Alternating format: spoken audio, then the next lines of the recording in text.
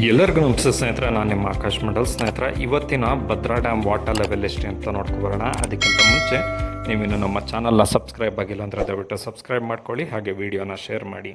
ಸ್ನೇಹಿತರೆ, ಇವತ್ತು ಅಂದರೆ 23/7/2026 ಭದ್ರಾ ಡ್ಯಾಮ್ ವಾಟರ್ ಲೆವೆಲ್ 150 ಅಡಿ 10 ಇಂಚು ಆಗಿರುವಂಥದ್ದು.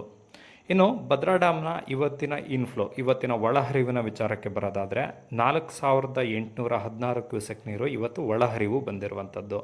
ಇನ್ನು ಇವತ್ತಿನ ಹೊರಹರಿವಿನ ವಿಚಾರಕ್ಕೆ ಬರೋದಾದರೆ 175 ಕ್ಯೂಸೆಕ್ ನೀರು ಹೊರಹರಿವು ಆಗಿರುವಂಥದ್ದು. ಇದರಲ್ಲಿ ರೈಟ್ ಬ್ಯಾಂಕ್ ಚಾನಲ್ಗೆ ಯಾವುದೇ ರೀತಿ ನೀರು ಹೋಗ್ತಾ ಇಲ್ಲ. ಲೆಫ್ಟ್ ಬ್ಯಾಂಕ್ ಚಾನಲ್ಗೆ 50 ಕ್ಯೂಸೆಕ್ ನೀರನ್ನು ಕೊಡಲಾಗ್ತಾ ಇದೆ.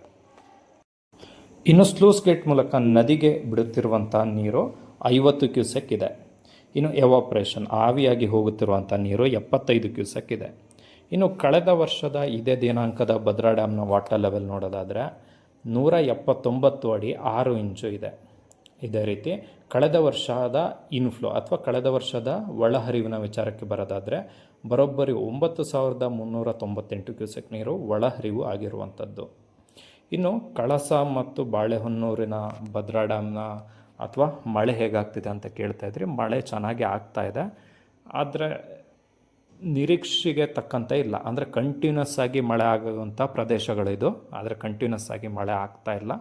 ಆದ್ದರಿಂದ ಇವತ್ತು ಸ್ವಲ್ಪ ಒಳಹರಿವಿನ ಪ್ರಮಾಣದಲ್ಲಿ ಕಡಿಮೆ ಆಗಿ 4816 ಕ್ಯೂಸೆಕ್ ಇವತ್ತು ಒಳಹರಿವು ಆಗಿರುವಂಥದ್ದು.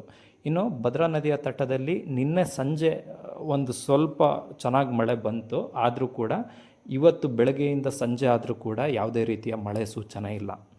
ಇದು ಇವತ್ತಿನ ಭದ್ರಾ ಡ್ಯಾಮ್ನ ಮಾಹಿತಿ ಸ್ನೇಹಿತರೆ. ಇದೇ ರೀತಿಯ ಮಾಹಿತಿಗಾಗಿ ನಮ್ಮ ಚಾನಲನ್ನು ಸಬ್ಸ್ಕ್ರೈಬ್ ಮಾಡ್ಕೊಳ್ಳಿ. ಧನ್ಯವಾದಗಳು.